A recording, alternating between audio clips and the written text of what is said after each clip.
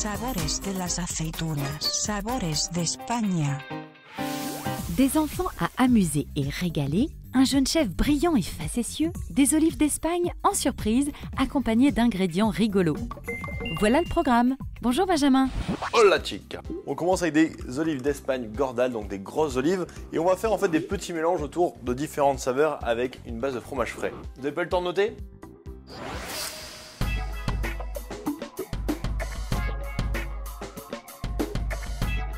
Donc on commence en fait par faire le premier mélange avec des tomates fraîches. Donc avec une râpe, vous cassez les petites tomates. Donc c'est juste pour avoir une sorte de pulpe. On va assaisonner ça avec un peu de sel et de poivre. Et on mélange un petit peu de chèvre frais avec tout ça.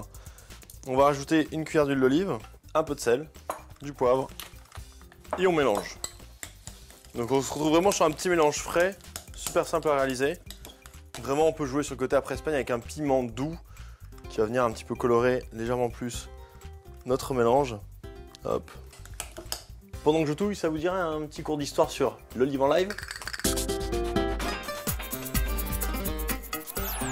Il était une fois l'olive, il était une fois l'Espagne. Et oui, l'histoire de ce fruit se confond avec celle de la nation espagnole, pays qui produit des olives depuis la nuit des temps. C'est en effet 1000 ans avant Jésus-Christ que les Phéniciens plantèrent les premiers oliviers sur le sol ibère. Depuis, et à l'instar de la tortilla, de la paella et du gazpacho, les olives sont devenues emblématiques de l'art de vivre espagnol et de sa gastronomie. Reine des tapas, elle réconcilie tout un peuple autour de la table.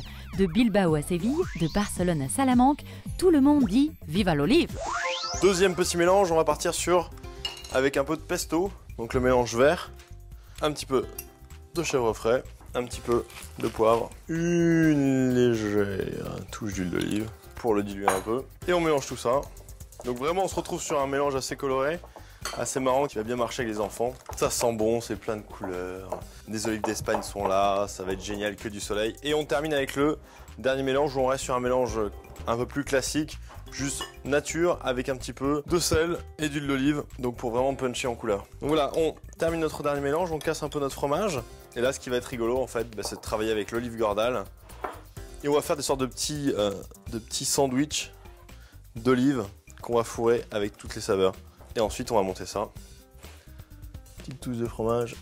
Donc là vraiment on peut s'amuser avec les enfants, tout le monde vient et dresse son olive. Un jeu d'enfant cette recette. En attendant, on va faire un petit tour d'horizon des variétés d'olives d'Espagne, olive en live.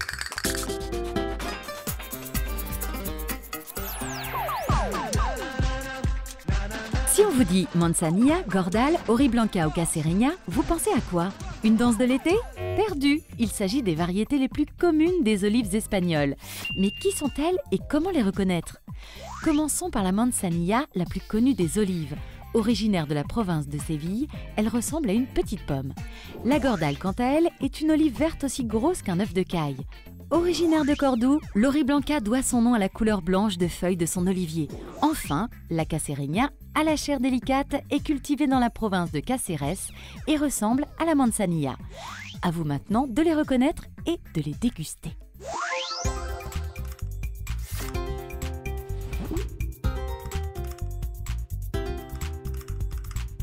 En plus c'est bon. À la proxima. Hola. Sabores de las aceitunas, sabores d'Espagne.